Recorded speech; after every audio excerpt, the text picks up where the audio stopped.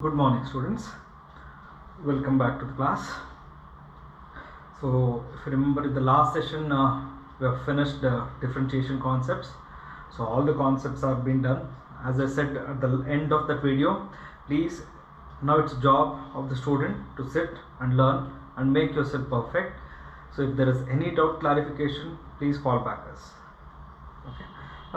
Now, you would have noticed I didn't do the problems based on miscellaneous examples. They are too lengthy to solve it right now. Definitely we will solve it in the regular class, so keep that. The other thing is next chapters are very important in the future.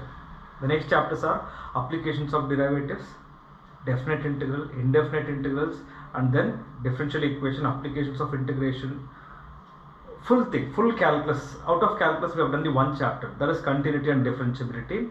So let us not take the risk of studying those chapters, okay, in this during this online classes. Definitely in the regular classes we will start with those chapters. So the other reason is to continue with the next set of chapters. The space is too less for each problem.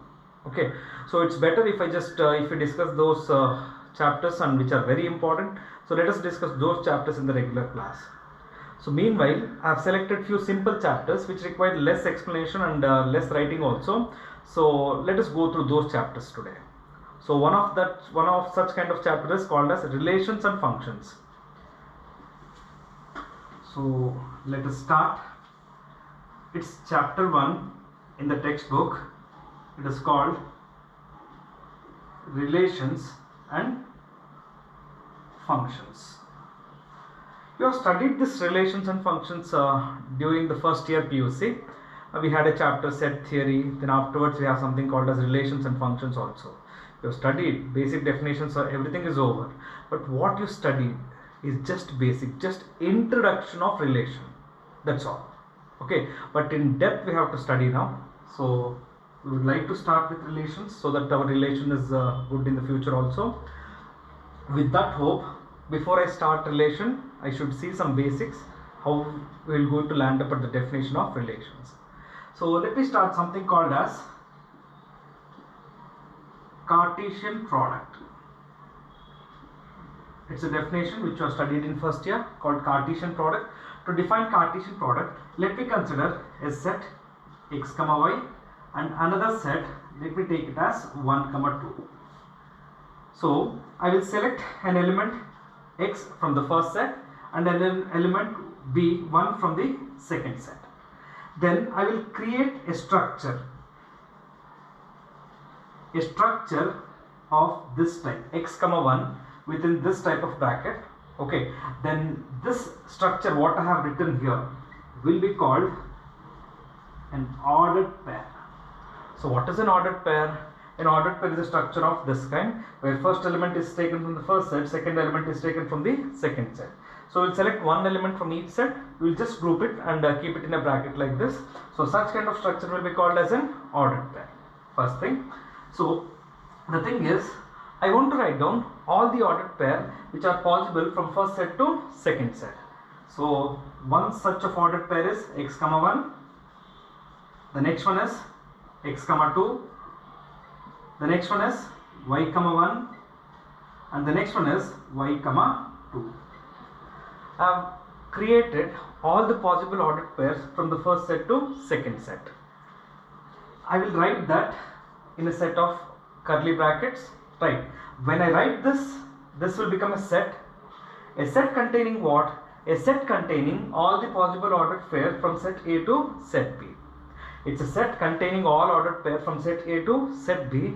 Now that type of set will be called as Cartesian product of two sets, standardly denoted by A cross B. So A cross B stands for Cartesian product. So Cartesian product is a set containing what? A set containing all the ordered pair from first set to second set. Not to worry students, whatever the definitions required, theory required, everything is given in the EPL. Okay, so you no need to search anywhere, any book. Okay, no need to refer any book. Okay, first of all, you no need to buy any textbooks at all. Don't buy any NCERT textbook. Whatever is required from NCERT textbook, everything is included in the EPL. Fine. Okay. Now Cartesian product. So Cartesian product is a set which contains all possible ordered pair from set A to set B. So I have written here. So what I will do here, I will select these two ordered pairs. So x comma 1, y comma 1. Right. Let me just name it as a set, call it as R1. So how can I relate R1 and A cross B? Clearly R1 is a subset of A cross B. As you notice, every element of R1 is also an element of A cross B. Therefore we say that R1 is subset of A cross B. Right. Okay. Now any subset of Cartesian product will be called as a relation. So what is a relation? Quite simple task, simple definition. A relation is a subset of Cartesian product of two sets. Every explanation is there in the EPL. You just need to go through once, that's all. Okay, so I have given the definition of relation. A relation is a subset of Cartesian product of two sets. So how many relations are possible from set A to set B? I have given the definition already. Now let us see, if a set A contains m elements and a set B contains n elements, then the set A cross B will contain mn elements. Right. Then how many relations are possible from set A to set B? The number of relations. The number of relations is equal to 2 to the power mn. Whatever the number of elements you will going to get it in the set of A cross B, that many number of relations are possible from set A to set B. This is also being given in the EPL, so please make a note of this.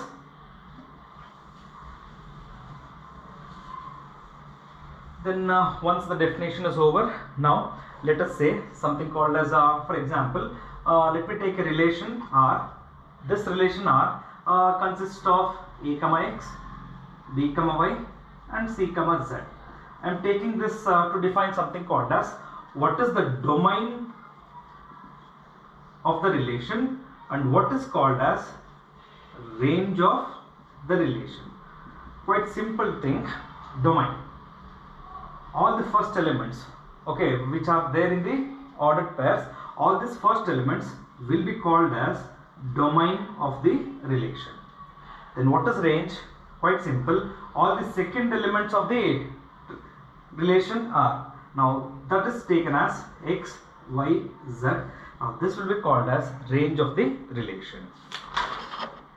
Now the next thing is called as inverse of a relation. If a relation R is defined like this, then inverse of a relation is denoted by R inverse. It's simply obtained by reversing the elements in each ordered pair. So the first one x comma A, the next one y comma B, the next one z comma C. That is how the inverse of a relation will be obtained. Not of much importance right now. Okay, for board examination it's not of much importance, but there are problems based on this inverse of a relation in objective levels. We'll study it there. Okay, now let's move on to the next.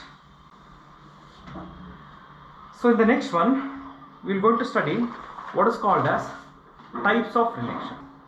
We have many actually. We have something called as empty relation, and we have something called as universal relation. Okay, a relation is there, but it does not contain any elements at all. For example, to say, let's consider A is given by 1, 2, 3, 4, 5, and a relation R on this set is given by A comma B such that A minus B equal to 12. You'll be wondering, sir, you said for a relation two sets should be there, and here only one set is given. Now how to define the relation? Now in such case, when only one set is given, the relation is actually going to be subset of A cross A.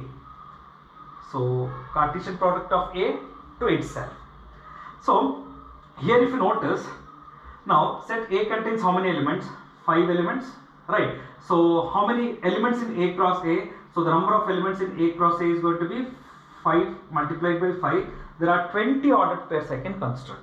For example, A cross A, first element will be 1, 1, 1, 2, till where 1, 5, right?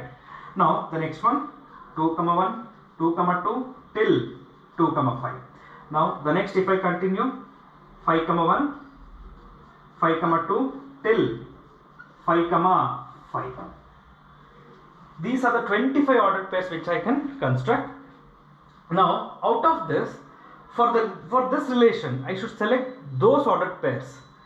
Whenever I subtract the two elements in the ordered pair, the result should be equal to 12. R contains ordered pair of the type A, B such that A minus B equal to 10. A minus B equal to 12. For example, 1 minus 1, 0, not equal to 12, cannot be selected. 1 minus 2, minus 1, not equal to 12, cannot be selected. 1 minus 5, minus 4, not equal to 12, cannot be selected for the relation. Like this, if I check all the elements, what is the last possible ordered pair? 5, 5. What is 5 minus 5 will be? 0, cannot be selected. Before that, 5, 4. 5 minus 4, 1, cannot be selected because this condition is not getting satisfied. Now that means what I have written here, it's a relation. Okay, it's a relation certainly, but this does not contains any elements. This does not contain any element. Such kind of relation will be called as a universal relation. Such kind of relation will be called as an empty relation. So it's a relation basically, but does not contain any element. Such kind of relation will be called as a empty relation. So let's move on to the next. I said something called as universal relation. So what is a universal relation? So let me just explain with an example. So let's consider A 1, 2, 3 up to 6. On this, I am going to define a relation R contains ordered pair A, B such that mod of A minus B greater than or equal to 0. First, let me start with A cross A. A cross A. So how many ordered pairs? A contains 6 elements. A cross A will contains 36 ordered pairs. Which are those 36 ordered pairs? First one 1, 1, next 1, 2 till where 1, 6. Now next 2, 1, 2, 2 till where 2, 6. If I continue like this 6, 1, 6, 2 till 36 ordered pairs of such kind can be constructed. Now I want to select ordered pair. Whenever I subtract the two and take the mod, the value should be greater than or equal to 0. For example, 1 minus 1, 0, satisfying this. 1 minus 2, minus 1, but mod of that, plus 1. 1 is greater than or equal to 0, can be selected. Now, the next one, 1 minus 2. 1 minus 2 is over, 1 minus 3, that is minus 2, and mod of minus 2 will be 2. 2 will be greater than or equal to 0. Like that, you check for all the 36 elements, and all the 36 elements will satisfy this condition. In such case, the relation what obtained here. Okay, now quite simply, I can simply say R is a subset of A cross A. Now, R will contain every element of the A. So, every element from A cross A. In such kind, the relation R will be called as a universal relation. Quite simple. The relation R should be equal to A cross A. In such case, the relation will be called as a universal relation. These two are of not much importance. We have no problems based on these two definitions, but certainly for objectives we require them. So that's the reason why I explained an empty relation and a universal relation. Now our actual second year thing going to start by studying the next three. The next three, they are most important. I call it as types of relations. Under that, first one we call it as reflexive relation. So what is a reflexive relation? Now to start with that, let me consider a set A. I will take any element from the set A, and if I am able to find an ordered pair A, A belongs to R. Certainly definitions go through, we'll understand, just take the definitions, but Certainly I will explain with examples, then the things will be much clear. So right now let's consider. So I've taken a non-empty set A. I will take any element from that set, right? And if I am able to find ordered pair where first element and second element both are same, then that relation will be called as a reflexive reflection. First element, second element should be same. It's just like when we stand in front of the mirror we will see ourselves. Correct, right? Same way, in an ordered pair, first element and second element should be same. Such kind of relation will be called as a reflexive relation. Let me consider A. A contains 1, 2. Then there are so many relations I can define of this. Particularly, let me take this 1, 1, 1, 2, 2, 1, 2. There are so many actually. A cross A will contains what? A cross B will contains 1, 1, 1, 2, 2, 1, 2, 2. There are 4 ordered pairs. Out of which, on that I am going to select a relation. It contains these 3 ordered pairs here, 1, 1 and 1, 2. So if this has to be reflexive, look here, the first element is 1. Then there should be an ordered pair 1, 1. The second element is 2. There should be an ordered pair 2, 2. If the other elements are there or not, I am not worried. If for every element present in the given set, if you are able to find an ordered pair where first element and second elements are identical, such type of relation will be called as a reflexive relation. This is an extra. If it is there, it's not going to do anything for us. What we need to check for reflexive, you check every ordered pair where first and second element should be the same. That too for every element in the given set. Let me extend this.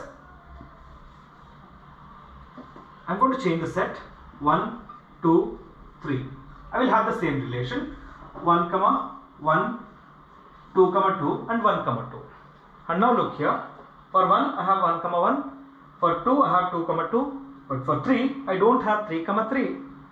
Then this relation will not be reflexive. So if it has to be reflexive, for every element in the given set, we should be able to find the ordered pair where first and second elements are identical. If at all one element is also missing, it will not be considered as a reflexive. Okay students, now let's move on to the second type of relation. Don't worry, right now I'm just trying to explain all the relations with respect to numbers. No, in day-to-day life also there exist relations, right? And we will discuss this type of relations when solving some examples. Okay, now let's consider the second one. The second one is called as symmetric relation. So what is a symmetric relation? So there will be a set, there will be a relation on the set, and if this relation has to be symmetric, then if you are finding A, B in a given relation R, then if you are able to find an ordered pair B, A belongs to the same relation, such type of relation will be called as a symmetric relation. Better with an example always. So let me consider, first thing there should be a set. So let me take the set as 1, 2. If this has to be symmetric, then this should contain, see, if I considering 1, 2, and if let me write few examples, 1, 2, 2, 1, 1, 1. Now let me check now if this is symmetric or not. I will take the first ordered pair. Now if I reverse the element, what I am going to get it? I am going to get an ordered pair 2, 1. 2, 1 is present here. Got it? Now these two will satisfy symmetric. Let me check for this now. 1, 1. What will I get if I reverse 1, 1? Again 1, 1 only. Correct? No? So like that, see, don't check only one case and leave the other ordered pairs. No. You have to check for each and every ordered pair in the given relation. So if these two are satisfying, then you check for the next one also. Okay, if I repeat this, I am going to get 1, 1. No need to write 1, 1 and 1, 1 once again. Correct, right? So this relation is going to be symmetric, and in case this is not there, something like let me just take this as 2, 2. Okay, 1, 1 will symmetric, 2, 2 is symmetric, but 1, 2 is not symmetric because you are finding 1, 2 belongs to R, but you notice 2, 1 does not belongs to R. Therefore, this relation is not going to be symmetric. So on a set, there will be a relation. For each and every ordered pair of the relation, check the symmetric condition. So that's a condition. If A comma B belongs to R, then B comma A also should belongs to R, then the relation R is said to be symmetric. Now let's move on to the next.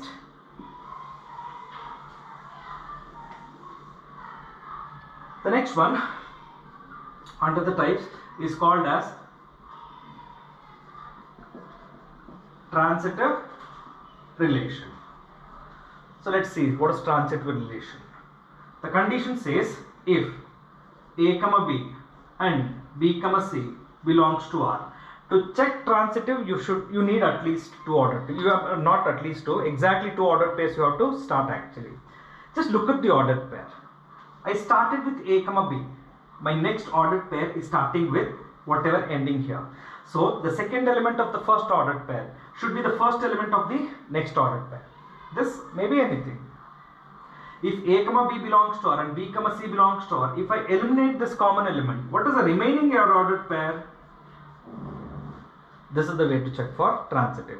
If A comma B belongs to R and B comma C belongs to R, and if you are able to find A comma C also belongs to R, that type of relation will be called as a transitive relation. So for example, on a set A which contains 1 comma 2. So let me take a relation. This relation will be having 1 comma 1, 1 comma 2 and 2 comma 1 also. Now let us check now whether it's going to be transitive. To check what is the way of considering the ordered pair, if you are selecting 1 comma 1, select an ordered pair which starts with 1. Look here. And 1 comma 2. Both belongs to R, right? If I eliminate this common element, what is the remaining? The remaining is 1 comma 2. Look here, 1 comma 2 already exists in R.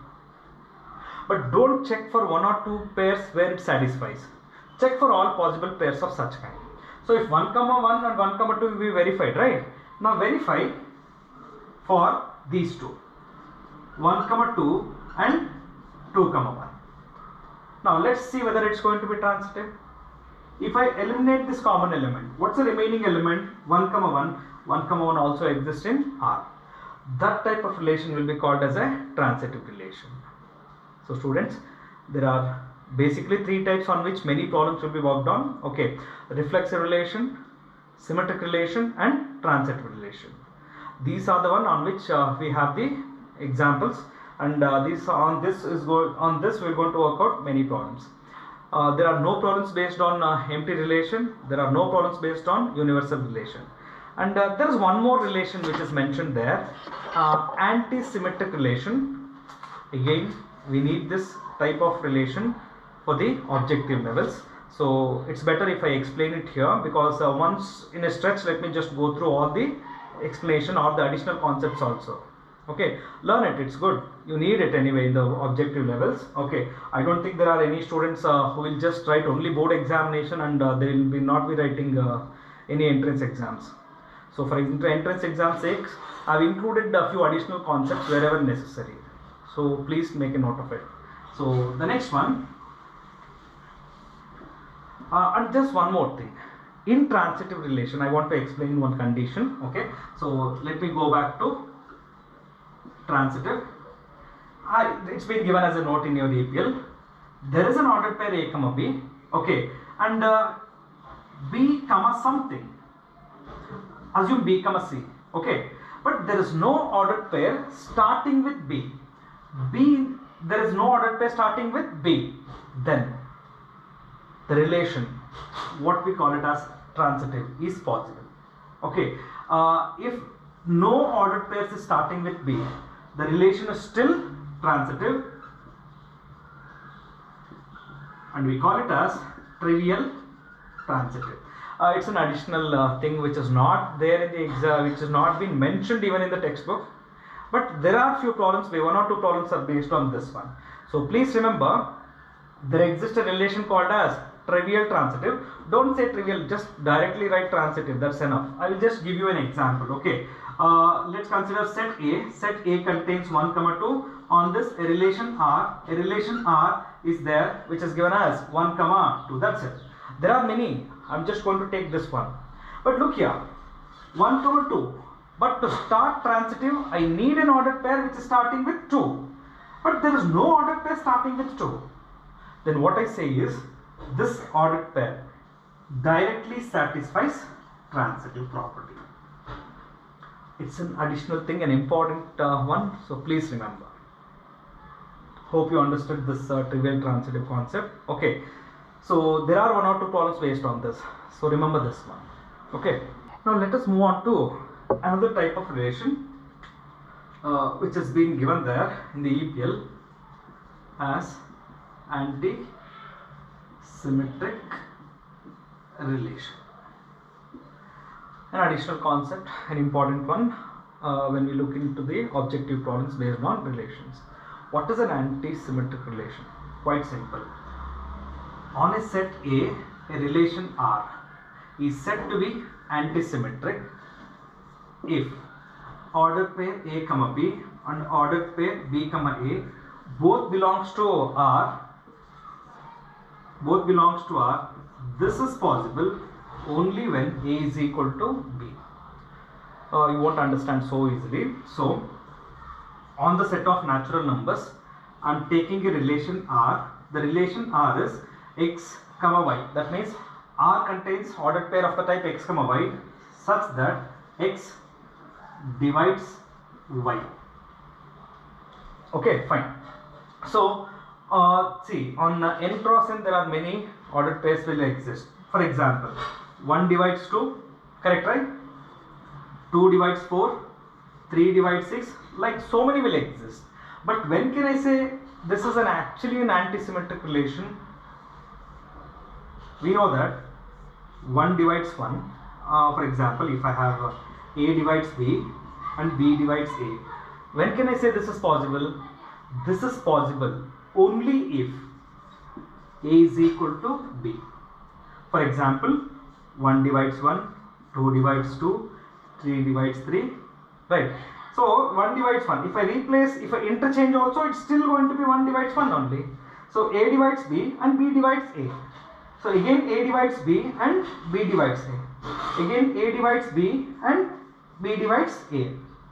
But notice here, see, it is an anti-symmetric relation possible only if the value of A is equal to B. Correct, right?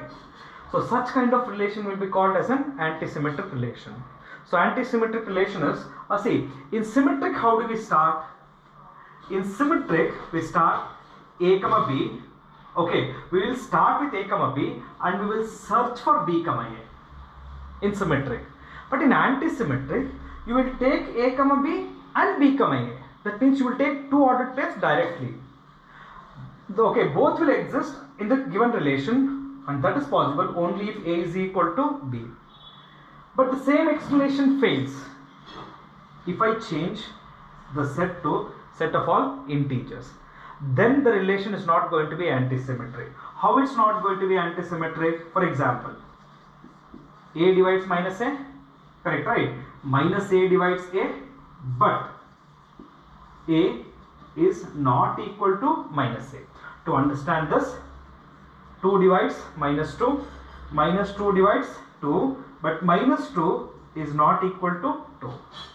So a relation will be anti-symmetric if A comma B and B comma A belongs to R. That is possible only if A is equal to B. That type of relation will be called as an anti-symmetric relation. Now hope you understood this relation, students.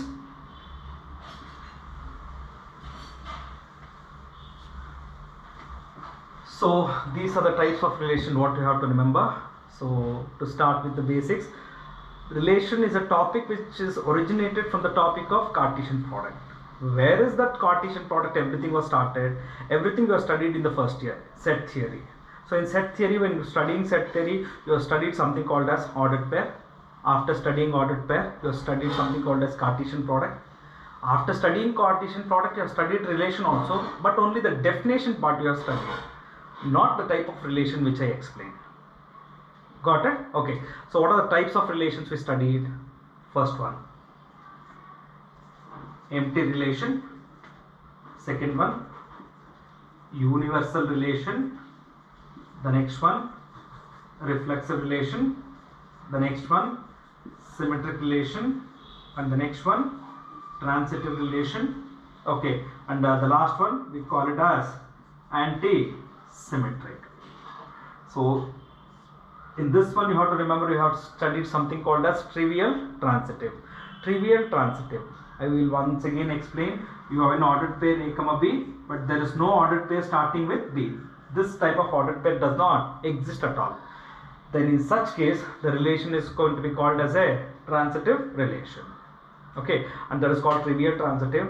When we go to the examples, okay, in the exercise part, definitely I will tell you how to recognize the problem based on transitive relation, that to trivial transitive. Okay, fine. So with this, let us start with NCERT examples, that is worked examples based on the types of relations. In this topic, in this chapter actually, what are the things we are going to study? We are going to study relations, we are going to study functions, and in functions we have something called as composition of functions, and after composition of functions we have inverse functions. So after that we have something called as binary operation. There are 4 to 5 subtopics. Especially there will be a 5-mark problem when we go for inverse functions. I will let you know that in the later on stage. So now let us go and take the example. Example 1, it's a clear thing. Worked examples actually. So what is worked example 1 says? See, to define any relation we need a set. Okay, so in the worked examples, a set A is there, only boys in the school. On this, a relation R is defined as ordered pair A comma B such that A is sister of B. Right. The relation R contains 2 persons, 2 students actually. The 2 students should be, first student should be a sister of second. How is it possible? I told you, relation is not just between numbers. Relation exists between us also, right? Between human beings. Human beings are the first where the relation started, right? Okay. So what is the relation between you and me? I'm your teacher and you are my student. There is a type of relation, right? So here, on the set of all boys in a school, a relation is defined. R contains ordered pair A comma B such that A is a sister of B. How is it possible? You are telling sister, but each element in the given set is a boy. How is it possible? You cannot say one boy is a sister of the another boy. One boy can be a brother of the another one. So, but nowhere one boy can be a sister of the another. This is nowhere possible, right? Then this relation will be a best example for an empty relation. Got it? Now, on the same example, there is one more set. There is one more set called as R dash A comma B such that difference between heights of A and B less than 3 meter. That means what you do is take 2 boys, take the difference of their heights, and the difference of the height should be less than 3 meter. Certainly nobody will can cross the difference. For example, let me take the element A, that's the first person, whose height is something called as 1.5 meters approximately. So just for example, okay, and let me take B. B is 2 meters. If I take A minus B, that is difference of this. So difference of this is going to be how much? 0.5 meters, correct, right? 0.5 meters is certainly less than 3 meters.